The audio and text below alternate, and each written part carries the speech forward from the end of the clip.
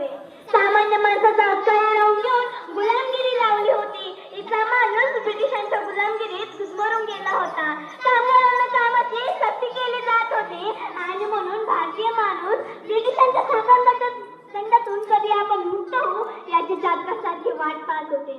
यातूनच भारत मातेच्या कुशीतून एक एक रत्न जन्माला येऊ लागले.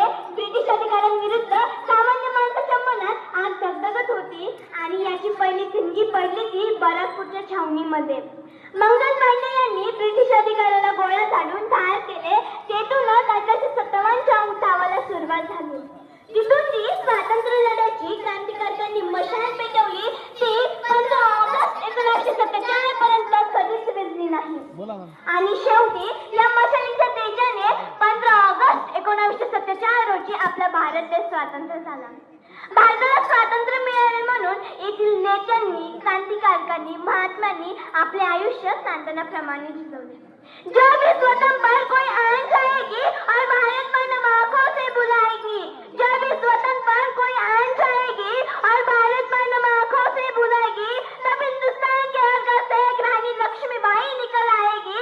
तब हिंदुस्तान के हर घर से एक रानी लक्ष्मीबाई निकल आएगी. अरे आपल्या भारताचा इतिहास आहे की भारतात नांगर करायचं, पण वेळ आल्यावर त्या हाताने तलवारी पण धरल्यात.